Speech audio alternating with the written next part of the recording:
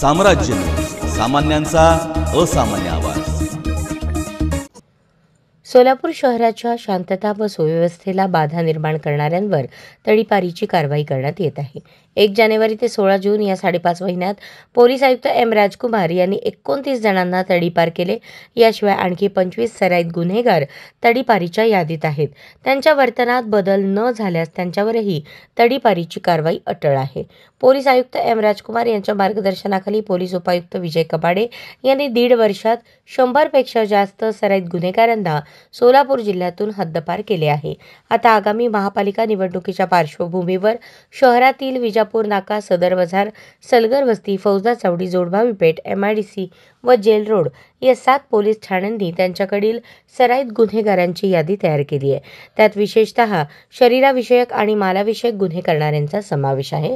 असे 2 किंवा त्यापेक्षा जास्त गुन्हे दाखल असलेल्या सराईत गुन्हेगारांना तडीपारी करणार असल्याचा प्रस्ताव पोलीस ठाण्याकडून पोलीस आयुक्तालयाकडे पाठवण्यात येतो। त्यानंतर सहाय्यक पोलीस आयुक्त त्या संदर्भात चौकशी करतात आणि त्याचा अहवाल पोलीस उपायुक्तांकडे पाठवला जातो। त्यानुसार पोलीस उपायुक्त त्या सराईत गुन्हेगाराला तडीपारीची कारवाई करतात, अशी ही प्रक्रिया आहे। आगामी काळात शहरातील तडीपारांच्या यादीत आणखी नावे समाविष्ट होऊ शकतात। तत्पूर्वी त्या सराईत गुन्हेगारांच्या वर्तनात पोलिसांना बदल अपेक्षित आहे। दरम्यान भैरू वस्तीतील 2 नंबर झोपडपट्टीतील आशुतोष उर्फ धीरज अशोक जाधव वय 25 यास पोलिसांनी तडीपार केले आहे, पण त्याने तो आदेश मोडल्याने त्याला स्थानबद्ध करण्यात आले आहे।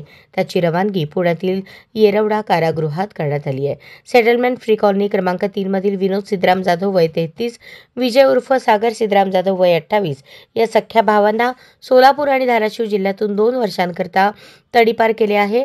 गैरकायदेशीर मंडळी जमवून दंगा व मारामारी करणे, घातक शस्त्रांचा वापर करून मारहाण करणे, जीवे ठार मारण्याचा प्रयत्न करणे असे गुन्हे त्या दोघांवर सलगर वस्ती पोलिसात दाखल होते। त्यावरून ही कारवाई करण्यात आली आहे।